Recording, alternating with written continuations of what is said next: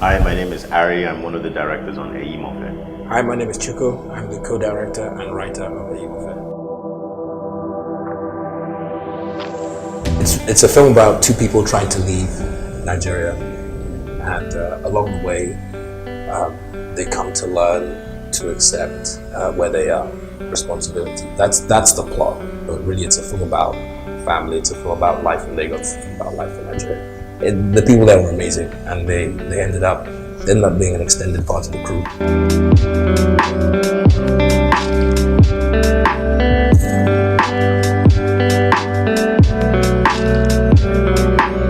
Outside of the aesthetic look of 16mm, we came to a decision on it because African film in general, particularly, let's say, modern African cinema, so from the 1980s onwards, really, there is a big hole. In Nigerian cinema, there's a big hole as well. So we wanted to make something that felt timeless, or that felt, that's really it, something that felt timeless. And it was a romantic and aesthetic, an aesthetic idea. But in that was the decision behind shooting on film. Personally, I think so little of this world has been captured on film. When you think of archiving, you think of film, and that's what we're going for. For me, in writing the story and thinking about it, I wanted to be in a dense area, which is prototypical Lagos. We live like sardines here, as they say. Everybody's sleeping on top of each other. So I literally, a friend of mine has a shop there, and I went to the shop and I just wandered around the neighborhood, and I met a real estate agent there, a chap called Bernard Arie, and he ended up becoming our locations manager, because I was speaking to him. I was like, I'd like to take an apartment, and I'd get the apartment for, part of it was A, so I had a place to come to, and B, so I told myself I'm going to shoot this film in a year. So I loved the location, and I was like, I'm going to have the apartment. I don't want to come back 7 months, 8 months from now or something and find that this wonderful location no longer exists.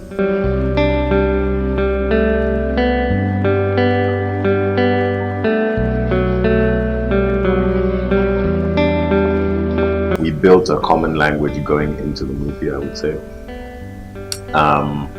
And then it was just more about the disagreements would come more about the execution whilst it was happening.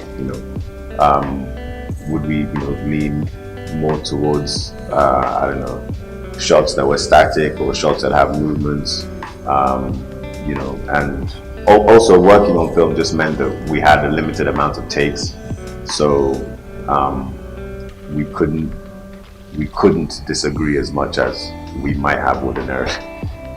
I think that helped.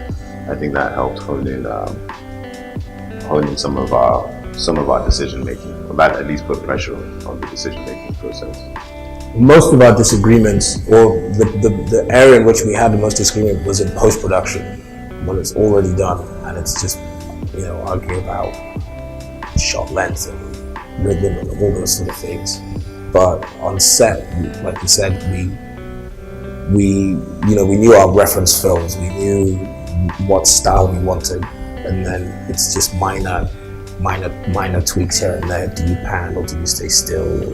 Do you have a tracking shot or not? Those are the minor things we dialogued on set.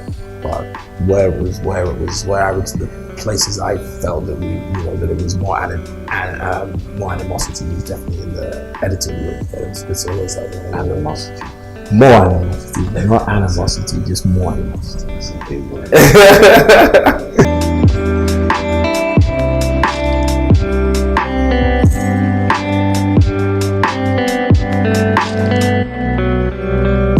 Well, we hope the film has some kind of life in the festival circuit. It'd be great to take it to other cities and continents and share it with different types of people with different experiences. That's the hope, to do that over the course of about a year. and then be able to release it in theaters or and then online or streaming platforms and share with an even wider audience. We're looking forward to sharing the film with everyone here in Nigeria. No, thank you guys for having us. It's been a pleasure, and we hope to do it again soon, preferably when the film is due to be released.